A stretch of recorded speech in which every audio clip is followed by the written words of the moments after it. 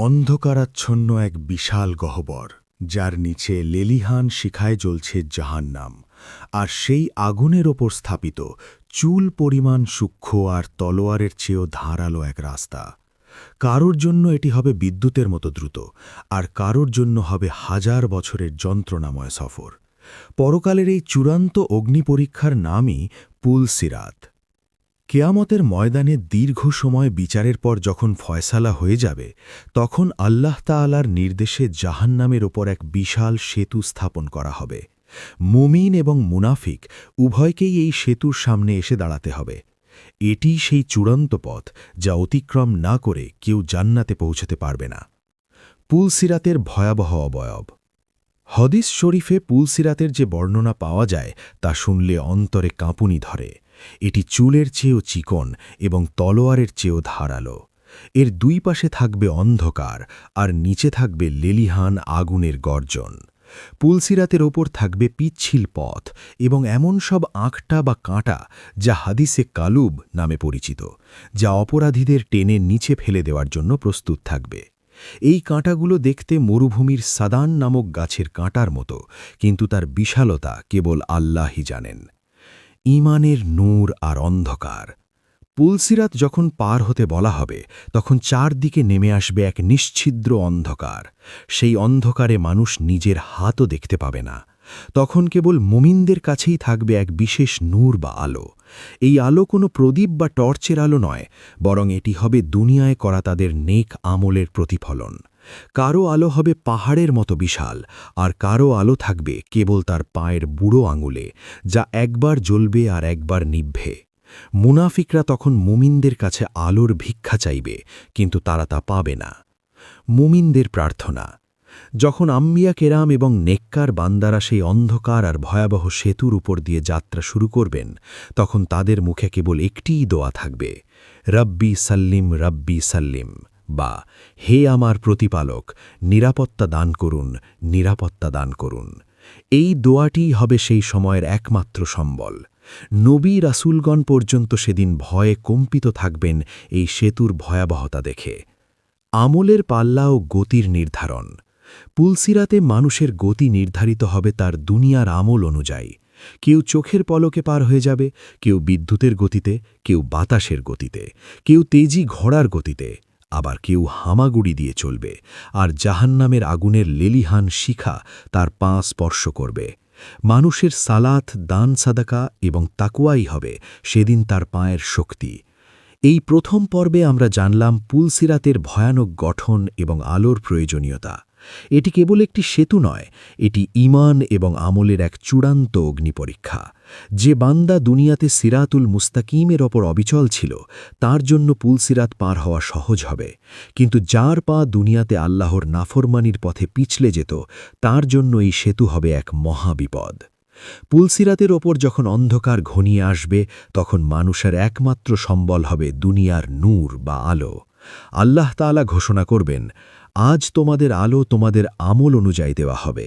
যারা দুনিয়াতে 5 ওয়াক্ত নামাজ জামাতে আদায় করত, তাদের নূর হবে সূর্যের মতো প্রদীপ্ত। কেউ পাবে পাহাড়ের সমান আলো, যা তার সামনের পথকে জান্নাত পর্যন্ত আলোকিত করে দেবে। আবার কারো আলো হবে কেবল তার হাতের তলোয়ারের মতো। সবথেকে করুণ দশা হবে সেই ব্যক্তির, যার আলো থাকবে তার পায়ের বুড়ো আঙুলে, যা একবার জ্বলবে আর একবার নিভবে। সে এক পা এগোবে আলো জ্বলে উঠলে, আর আলো নিভে গেলে অন্ধকারে থমকে দাঁড়িয়ে কাঁপতে থাকবে। এই আলোই হবে পুলসিরাত পার হওয়ার মূল চাবিকাঠি। পুলসিরাতের শুরুতে মুমিন ও মুনাফিকরা একসাথেই থাকবে, কিন্তু সেতুর ওপর উঠতেই মুনাফিকদের আলো হঠাৎ নিভে যাবে। তারা অন্ধকারে হাবুডুবু খাবে এবং সামনে থাকা মুমিনদের ডেকে বলবে, তোমরা একটু থামো, আমাদের তোমাদের আলো থেকে একটু অংশ নিতে দাও। মুমিনরা বলবে, তোমরা দুনিয়াতে ফিরে যাও এবং সেখান থেকে আলো নিয়ে এসো। ঠিক সেই মুহূর্তে তাদের মাঝখানে একটু বিশাল প্রাচীর বা দেয়াল তুলে দেওয়া হবে। মুনাফিকরা বুঝতে পারবে, দুনিয়াতে তারা যেভাবে ঈমানদারদের সাথে প্রতারণা করেছিল, আজ আল্লাহ তাদের সাথে সেই প্রতিদান দিচ্ছেন। তারা অন্ধকারে হোঁচট খেয়ে নিচে থাকা জাহান্নামের গহ্বরে পড়ে যেতে শুরু করবে।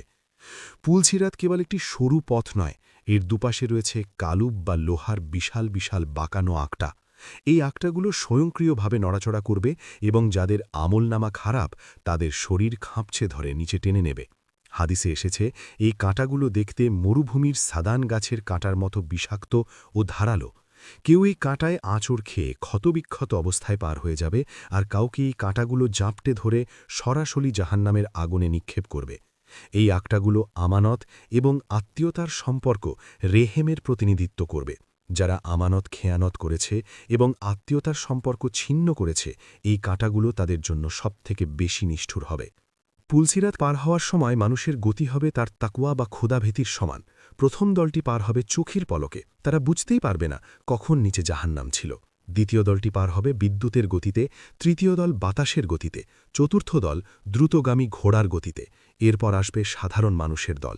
কেউ দৌড়াবে, কেউ দ্রুত হাঁটবে, কিন্তু সব শেষে থাকবে সেই অভাগারা যারা পেটে ভর দিয়ে হামাগুড়ি দিয়ে চলবে। আগুনের লেলিহান শিখা তাদের পা পুড়িয়ে দেবে, তারা ভয়ে চিৎকার করবে, কিন্তু তাদের আমল তাদের দ্রুত চলতে দেবে না। এটি হবে ধৈর্য আর ঈমানের এক চরম পরীক্ষা।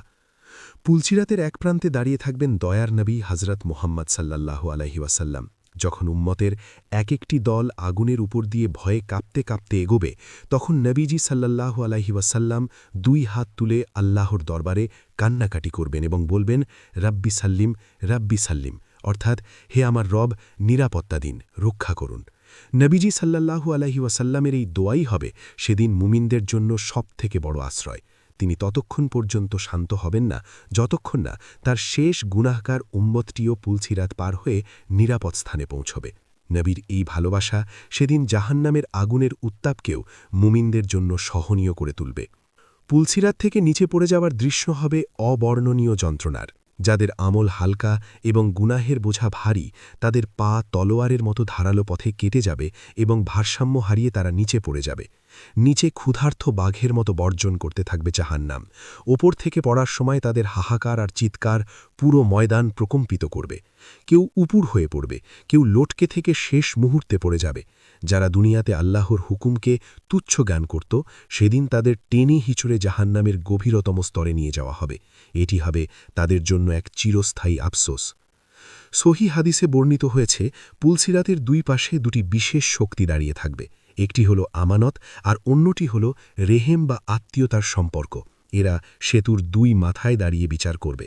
যে ব্যক্তি মানুষের আমানত রক্ষা করেনি এবং যে আত্মীয় স্বজনের সাথে খারাপ ব্যবহার করেছে, তারা যতই ইবাদত করুক না কেন, এই দুই প্রহরী তাকে সামনে এগোতে বাধা দেবে। তারা আল্লাহর কাছে বিচার দেবে, হে আল্লাহ, এই ব্যক্তি আমার হক আদায় করেনি। ফলে নামাজ রোজা থাকা সত্ত্বেও কেবল মানুষের হক নষ্ট করার কারণে অনেকের পা সেদিন পুলসিরাতে আটকে যাবে। যারা সফলভাবে পুলসিরাত পার হয়ে ওপারে পৌঁছবে, তাদের আনন্দ হবে আকাশচুম্বী। তারা পিছনে ফিরে দেখবে সেই ভয়ঙ্কর পথ এবং নিচে জ্বলন্ত আগুন থেকে তারা রক্ষা পেয়েছে। তারা একে অপরকে জড়িয়ে ধরবে এবং আল্লাহর শুকরিয়া আদায় করবে। তাদের চেহারা হবে পূর্ণিমার চাঁদের মতো উজ্জ্বল। তারা জান্নাতের সুঘ্রাণ পেতে শুরু করবে। যদিও তারা ক্লান্ত থাকবে না, তবুও এক চরম প্রশান্তি তাদের ঘিরে ধরবে। তারা বুঝতে পারবে দুনিয়ার সামান্য ত্যাগের বিনিময়ে আজ তারা চিরস্থায়ী এক রাজত্ব পেতে যাচ্ছে। পুলসিরাত পার হওয়ার পর এবং জান্নাতে প্রবেশের ঠিক আগে একটি ছোট সেতু থাকবে, যাকে বলা হয় কান্তারা। এখানে মুমিনদের নিজেদের মধ্যকার ছোটখাটো বিবাদ এবং হকের ফাইসালা হবে। কারো মনে কারো প্রতি ঘৃণা বা ক্ষোভ থাকলে তা ধুলে মুছে সাফ করে দেওয়া হবে। আল্লাহ তাআলা সবার অন্তরকে আয়নার মতো পরিষ্কার করে দেবেন, যেন জান্নাতীরা একে অপরের প্রতি পূর্ণ ভালোবাসা নিয়ে প্রবেশ করতে পারে। এরপর জান্নাতের ৮টি দরজা খুলে দেওয়া হবে এবং ফেরেশতারা সালাম দিয়ে স্বাগত জানাবেন। এভাবেই শেষ হবে পুলসিরাতের সেই শ্বাসরুদ্ধকর সফর এবং শুরু হবে চিরস্থায়ী সুখের জীবন। আজ শেষ হল আমাদের পুলসিরাতের বর্ণনা, কিন্তু জান্নাতের পথে আমাদের যাত্রা তো কেবল শুরু। এমন আরও অনেক ঐতিহাসিক এবং ইসলামিক সিরিজ নিয়ে আমরা শীঘ্রই ফিরছি।